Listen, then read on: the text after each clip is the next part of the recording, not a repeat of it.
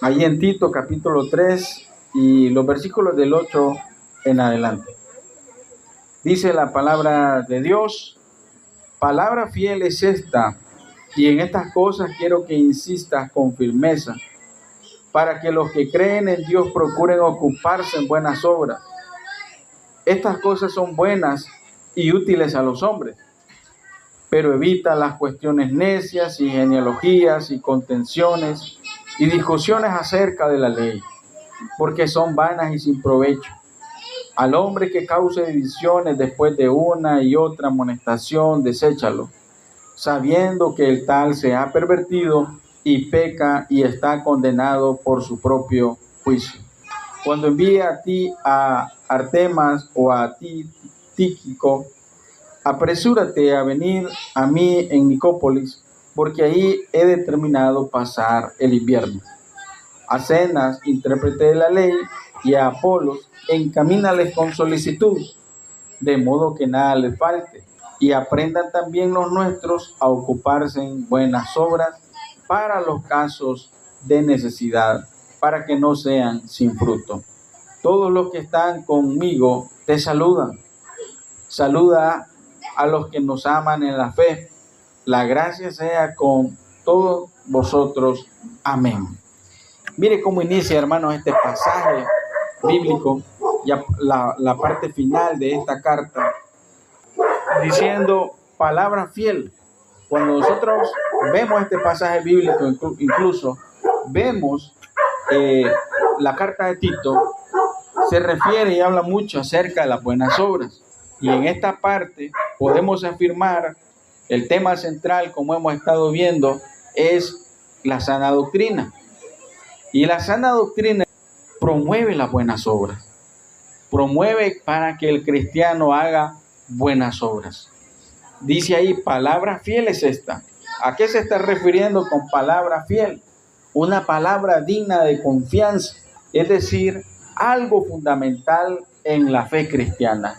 Es decir, que es algo que no debe faltar en un cristiano, en alguien que ha creído en Dios. Recordemos ahí en Efesios capítulo 2, versículo 10, porque Dios ha preparado de antemano las buenas obras, ¿verdad?, para que nosotros anduviésemos en ellas. Vemos en este capítulo 3 de Tito, en el versículo 5, un versículo clásico, un versículo, por decirlo así, no famoso, muy común, que lo sabemos de memoria, o tenemos siempre la idea qué es lo que dice ese versículo. Nos salvó no por obras de justicia, ¿verdad? La salvación es por gracia, no por obras. Pero también nos dice que alguien que ha sido salvo por la gracia de Dios es alguien que vive en buenas obras, honrando siempre a Dios, ¿verdad? Eso es lo que nos dice ahí Tito. Y aquí viene, hermanos, en este versículo, Pablo insiste para que cada cristiano haga las buenas obras. Miren lo que dice el versículo 8. Palabra fiel es esta, y en estas cosas quiero que insistas con firmeza, para que los que creen en Dios procuren ocuparse de las buenas obras. Mire usted, ¿quiénes son aquellos que han creído en Dios? Somos todos aquellos, ¿verdad?, que hemos recibido a Cristo como nuestro único Señor y Salvador. Aquellos que hemos recibido y hemos creído en la doctrina fundamental de la persona de Cristo Jesús. Y dice ahí, es necesario que cada uno de los que han creído en Cristo procuren ocuparse de la buena obra. Y se lo dice, insiste con firmeza en ello. Tito, a cada uno de los cristianos que se encuentran en la isla de Creta. Y hermanos, es algo muy, muy importante, ¿no? Porque como hemos estado viendo, eso significa de que también estamos adornando la doctrina de Cristo. Dios no necesita nada de nosotros, pero Dios viene y nos dice, bueno, haz este testimonio para que pueda bendecir y sea útil a las personas que están a tu alrededor. Entonces, le dice a cada uno de aquellos que han creído en Dios, que han creído en Cristo. Y hay un propósito. del por qué. Hermanos, dices la segunda parte o la última parte del versículo 8, estas cosas son buenas y útiles a los hombres. ¿A cuáles hombres? Aquellos hombres que nos rodean a nosotros. Porque incluso si regresamos atrás, hermano, en el versículo 11 del capítulo 2, dice, porque la gracia de Dios se ha manifestado para salvación a todos los hombres. Cuando habla hombre, ¿a quién se está refiriendo? Como vimos, se está refiriendo a todos aquellos que habitan en el mundo. A todo hombre. Le dice, esto es útil. El testimonio, tu testimonio, dice, con las buenas obras, por supuesto que es útil y es bueno para los hombres. ¿Por qué, hermanos? Porque como cristianos somos como esa carta leída. Somos, decía un hermano, somos una Biblia andante. Las personas siempre van a ver, aquel dije que es cristiano, bueno, que hace esto, hace aquello, hace lo otro. Entonces dice Pablo, insiste esto con firmeza, Tito, porque es necesario. Recordemos en el capítulo 1, el mal testimonio que había en Creta por las cosas incorrectas que habían hecho muchos de los cretenses. Incluso uno de su propio profeta, ¿verdad?, decía y hablaba mal de los cretenses. ¿Verdad? Entonces, por eso Pablo insiste con mucha firmeza, hermanos, que estas cosas son útiles, porque el propósito es para que todos aquellos que nos rodean sean edificados, sean útiles al Señor. Dice el versículo 9, pero evita las cuestiones necias y genealogías y contenciones y discusiones acerca de la ley, porque son vanas y sin provecho. Aquí Pablo está insistiendo que se debe evitar todo aquello que no es de provecho y de que estaba influenciando la iglesia en Creta en aquel entonces. Habla acerca, dice, no tomes en cuenta cuestiones necias. Así lo dice, cuestiones que no edifican la vida de los que están en la iglesia y la vida tuya. Tito dice, evita todo eso. A veces se hablaba y se sigue hoy hablando, hermanos, acerca de cuestiones que son infructuosas, cuestiones sobre alimentos limpios o alimentos impuros, qué debe comer, qué no debe comer, sobre reglamentos, hermanos, sobre la observancia de días santos y tantas otras cosas que habían ahí y que hoy, hermanos, siguen todavía siendo algo que no es provechoso ni que es edificante para la iglesia. Cuestiones necias, genealogías.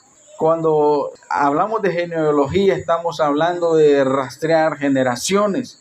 Y a veces los falsos maestros, ellos sacaban todas esas genealogías y no solamente eran humanas, sino que también de seres celestes, ¿no?, angelicales. Y eran cosas que le dice Pablo a Tito, eso no tiene ningún provecho acerca de eso. Y dice después contenciones y discusiones acerca de la ley. Dice el comentarista William MacDonald con referente a eso, que esto pudo significar centrarse en una verdad o incluso en un aspecto de la verdad con exclusión de todos los demás que enseña la Escritura.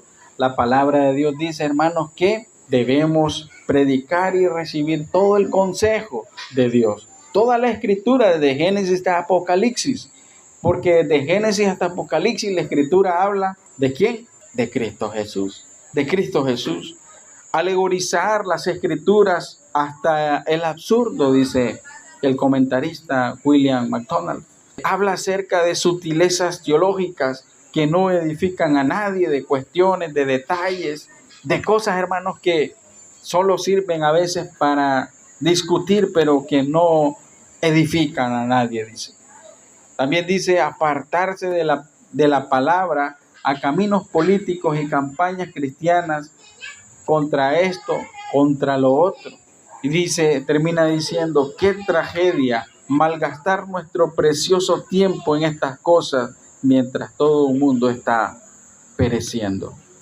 Qué tragedia, dice, cuando se centran en cuestiones de la ley o en nuestros días en cuestiones doctrinales, hermanos, cuestiones, sutilezas teológicas que al final no edifican a nadie.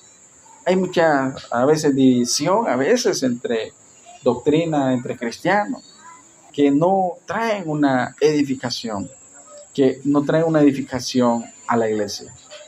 También Tito debía luchar para que la división en la iglesia no fuera una realidad, porque todo eso, ¿verdad?, traía luchas y traía divisiones en la iglesia.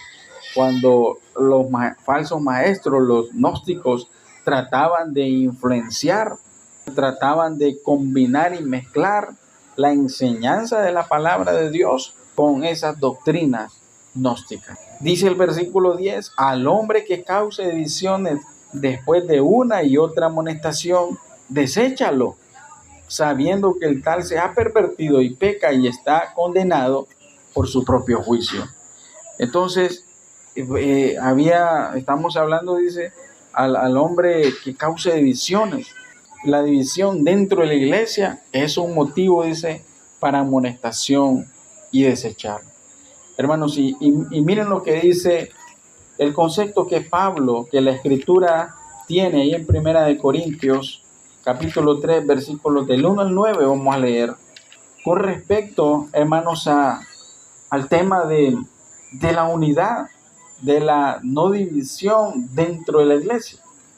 Dice ahí en 1 Corintios 3, capítulo 3, versículo 1 en adelante, dice, de manera que yo, hermanos, no pude hablarlos como a espirituales, sino como a carnales, como a niños en Cristo.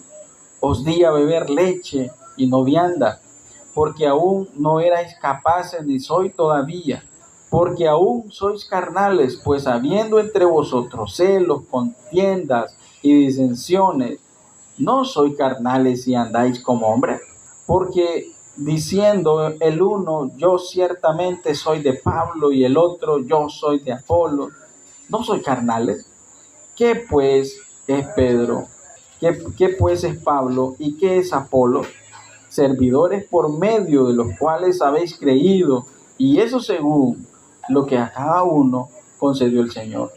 Yo planté, Apolo regó, pero el crecimiento lo ha dado Dios. Así que ni el que planta es algo, ni el que riega, sino Dios que da el crecimiento. Y el que planta y el que riega son una misma cosa, aunque cada uno recibirá su recompensa conforme a su labor, porque nosotros somos colaboradores de Dios, y vosotros sois labranza de Dios, edificio de Dios. Era el concepto que nosotros encontramos, ¿verdad?, que no había, que no promovía la división. Les decía Pablo, Apolos, yo y los demás simplemente somos colaboradores de Dios, pero lo demás Dios es quien lo hace. Entonces viene él y dice que no debe existir. Si hay alguno, dice, que cause división, es alguien, ¿a quién se está refiriendo? Alguien que se empeña en defender un punto de vista al opuesto de los demás y promueve partidos o facciones. A veces pueden haber situaciones donde un punto de vista no coincide por un punto de vista de otro cristiano, pero no es motivo, dice el apóstol Pablo, de causar partidos. No es un motivo de empeñarse. No necesariamente es una persona hereje que niega verdades fundamentales del evangelio, simplemente alguien que puede crear o busca crear la contención y la oposición dentro de la iglesia. Dice que no debe existir eso, hermano. Debe evitar todo aquello que no es provechoso. Según el consejo del apóstol Pablo, dice ahí, bueno, después de una o de otra amonestación, si no hay una mejoría, podemos decirle, después de amonestarlos con mansedumbre y con amor, después de no recapacitar, dice, si sigue después de eso, evitar. ¿Qué significa evitar? Dejarlo a un lado, desechar. Hermano, ¿por qué? Dice, sabiendo que el tal se ha pervertido y peca y está condenado por su propio juicio. Hermanos, Dios nos libre a nosotros de poder crear división, partido de aquí, dentro de la iglesia, una situación en contra con otro dentro de la iglesia, porque dice que no es algo provechoso. Dios desea y Dios quiere y Dios anhela la división, no la división, sino la unión de su cuerpo, porque somos un cuerpo en Cristo Jesús. Dios anhela, hermanos, que busquemos aquello que es provechoso y desechemos lo que no es provechoso a nuestra vida. Hermanos, ¿y cómo llegamos a ello? Llegamos a esto, hermanos, simplemente diciéndole, Señor, te entrego completamente. Señor, guíame completamente. Y Dios nos va guiando, hermanos, juntos como iglesia, como un solo cuerpo. Somos el cuerpo de Cristo. Así que el amor debe prevalecer también. El amor debe prevalecer en nosotros. El amor, ese amor genuino, ese amor verdadero, que de ahí fluye lo que es las buenas obras. También, hermanos, vemos en los demás versículos instrucciones personales que Pablo le da a Tito. Y le dice, cuando envíe a ti, a Artemas o a Tíquico, apresúrate a venir a mí en Nicópolis, porque ahí he determinado pasar el invierno. A Zenas, intérprete de la ley, y a Apolos, encamínales con solicitud, de modo que nada le falte a ellos. Y aprendan también los nuestros a ocuparse en las buenas obras, para los casos de necesidad, para que no sean sin fruto. Entonces Pablo insiste a Tito, personalmente lo hace, ¿verdad? Como dice, hay instrucciones personales, a hacer buenas obras. Primero dice ahí, necesitaba los servicios de Tito. Y le dice, voy a pasar en Nicópolis el invierno. Nicópolis, según los comentaristas, era una ciudad donde el invierno no era tan crudo, entonces el clima era más aceptable o más amigable en tiempo de invierno. Pablo iba a viajar ahí, iba a pasar ahí, iba a necesitar también hacer ministerio junto a Tito y le dice que vaya con él. Eso también es, ¿qué es eso? Está promoviendo hacer una buena obra porque iban a servir juntos en esta ciudad de Nicópolis, la ciudad de la victoria. Eso es lo que significa también. También debía de proveer para las necesidades de Zenas. Dice ahí que Zenas era ¿quién, hermano? Era un intérprete de la ley. No se sabe si era exactamente un abogado solamente o eran cuestiones de la ley mosaica. Eso no hay muchos datos de Zenas, pero le dice que debe de suplir las necesidades de Zenas y de Apolos, sus hermanos en la fe. Encamínales con solicitud, dice. Encamínales, porque iban a llegar. Ahí está el compromiso. Mira, está el compromiso de la iglesia cuando recibe a un misionero, cuando recibe a un hermano, ¿verdad? Tienen que proveer, como está en la escritura, a las necesidades de ellos. Alimento, hospedaje, proveer los recursos necesarios. Hermano, ser solícitos, dice, y que nada, de modo que nada le falte. Entonces, ahí es muy importante lo que Tito debía de hacer. Y no, ojo, miren que no solamente Tito, porque el mismo versículo 14 dice, y aprendan también los nuestros a ocuparse en las buenas obras para los casos de necesidad. Como dice un comentarista, Tito no debía quedarse con todo el peso, sino que debía de involucrar a todos los hermanos en los casos de necesidad. Entonces vemos ahí, hermanos, cómo el hacer las buenas obras, hermanos, buenas obras que nosotros podemos hacer como cristianos, buenas obras en muchos aspectos, que estamos nosotros dando a los demás, qué necesidades nosotros podemos suplir a los demás, buenas obras, hermanos, con respecto a nuestra misma vida, cómo estamos nosotros viviendo el evangelio del Señor, porque todo eso, hermano, es parte del testimonio que nosotros hacemos delante de los hombres. Dice que termina diciendo ahí el versículo 14 para que no sean, ahí está el propósito, para que no sean sin fruto. En otras palabras, ¿sabe qué está diciendo Pablo a Tito? Para que no sean inútiles. El momento en que nosotros dejamos de hacer buenas obras, no estamos sirviendo. Es como aquel dicho, hermanos, que el que no vive para servir, no sirve para vivir. Así es. Ahí está, miren, es decir, que como cristianos y como iglesia nosotros debemos ser útiles y estar dispuestos a la buena obra. Para concluir, vemos ahí el saludo, dice: todos los que están conmigo te saludan, a Tito, de Pablo a Tito, de todos los hermanos que estaban con Pablo. Saluda a todos los que nos aman en la fe. La gracia sea con todos vosotros. Amén. Y ese es el deseo que todo cristiano debe tener hacia sus hermanos, hacia su familia, hacia la iglesia. La gracia de Dios sea manifestada en un mundo, hermanos, en que odia al cristianismo, en un mundo, hermanos, en que desecha, desprecia el evangelio. Entonces, todo cristiano debe hacer buenas obras, evitar todo aquello que no es provechoso y edificante para la iglesia. Por eso Pablo insiste en promover las buenas obras. Y nos podemos preguntar, ¿de qué manera estás viviendo hoy para Dios? Cuando alguien que no es creyente ve tu conducta, hermano, puede decir que eres un cristiano sin que tú se lo digas a él. Ahora usted viene y le dice: no, yo soy cristiano. Ah, se echaba de ver, fíjese. Se le echaba de ver que usted no era como los demás, que eran cristianos. ¿Verdad? ¿Les ha pasado eso? ¿Verdad? Mire, sería complicado, ¿no? Triste decir: ah, ¿en serio es cristiano usted? No parecía que usted es cristiano. Entonces, ¿qué ocurre?